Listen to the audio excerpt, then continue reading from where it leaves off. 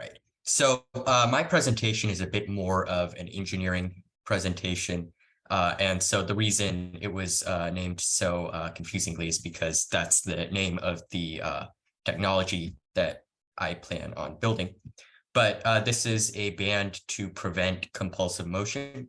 I'm Rishab, and I'm from Jordan High School in Houston, Texas. And so I think to better understand my project, you have to know the reasons that I chose to research this. So compulsive motions or obsessive compulsive motions is a class of disorder that results in a tendency to do harmful motions with your hands. So an example of that would be dermatillomania, which is skin picking, and trichotillomania, or hair pulling. And so a portion of these disorders often occurs in general within the general population. But for a segment of the population, people with ADHD or OCD, these tendencies can be much more extreme and harder onto them. And these compulsive motions is harmful because in addition to psychological damages that you often have, because this is not something that you want to be doing, it can also cause physical harm. Many people with dermatillomania or trichotillomania need therapy because of their disorder. So the solution that I came up with is I wanted to create a device that detects and stops these motions.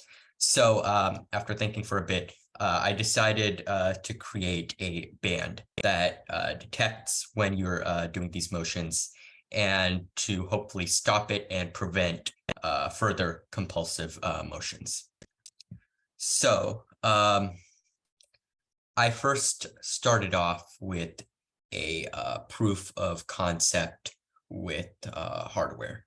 So I created this first draft of my project with an Arduino, gyroscope, and accelerometer.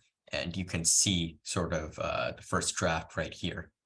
And the idea was that it should be able to detect when you make these motions, such as maybe when you put in the case of trichotillomania, when you put your hand near your head or such. So it can detect when you're trying to do that, and it can hopefully stop you from doing that. So let's see, this is just a short video just showcasing that ability and detecting, it detects when you make certain motions. And I coded that into that project. And let me move on. How do I do that? Right. So as of right now, I use a artificial intelligence that records and reads previous values from the accelerometer and gyroscope when recording these compulsive harmful motions, and then detects the difference in between these accelerometer and gyroscope values, and then records continuously these accelerometer and gyroscope values to detect when you're committing that motion by detecting when you have differences similar to the ones already recorded.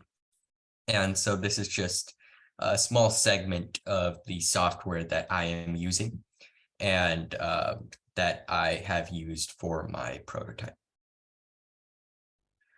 So for future steps for the hardware, obviously it can't be in this bulky state that was as I just showed you with the prototype. So it needs to be something that's usable and easy to slip on. So for the structure of the watch, I decided upon using 3D printing because of its cost effectiveness and because it can be bought cheaply in China, and it is not that labor intensive. I actually already built one, which you can see right here. So this is my design that I built for the 3D printed hardware. And I decided upon a commercial band strap for the band because, again, it's not that labor intensive. It's already out there for cheap. And for the PCB, I just decided to design and create a PCB for the electronics in order for it to be compact, easy to use. And for the microcontroller, I decided upon the @tiny because it's based upon the earlier Arduino that I'm already using. So I can just upload the code there, and it's really, really compact and really cheap and cost effective. And so for the software in the future, I'm switching over from the current static AI that I have that just records earlier values and just sees when those values are similar into a more machine learning algorithm. And the idea of this is to prevent false positives.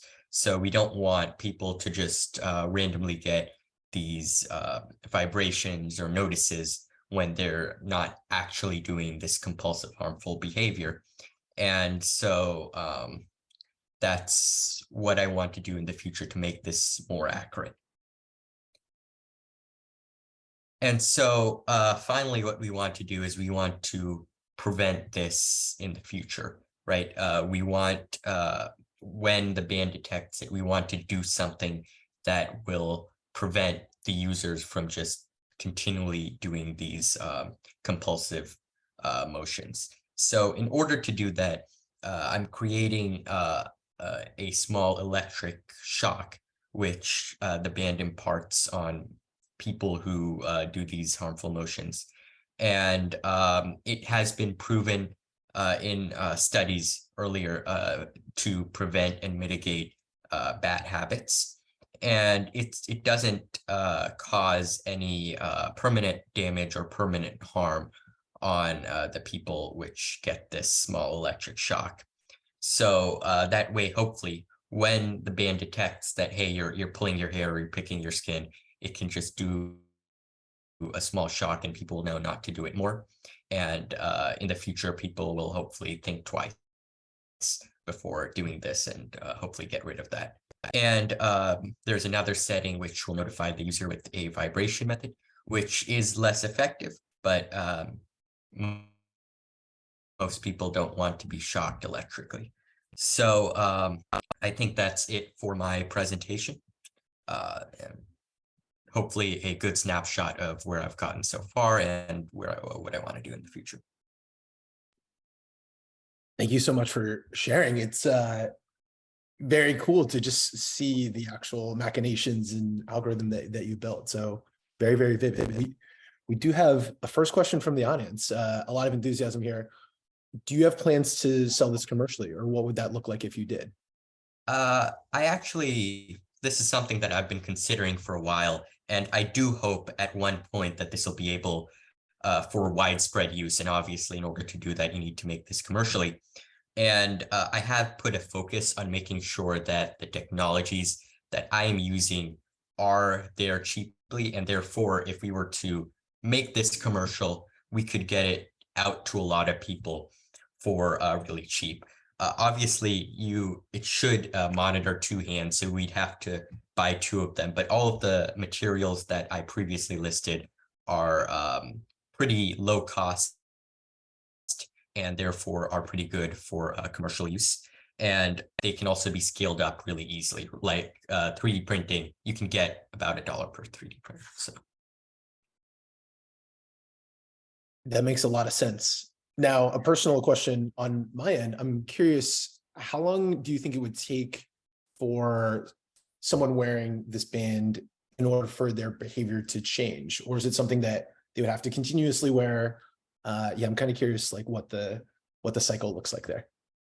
right. So a target that we're moving towards for this band is around 2 months. So we want them to see, visible significant changes in their behavior in about 2 months after they put on this band. And I do think this is a pretty realistic goal. And shock therapy and shock treatment have been shown to create big behavioral changes pretty rapidly. And so I do think that this is something that 2 months is realistic for the first version of the product, and then we can scale it down as we get better at this. Fantastic.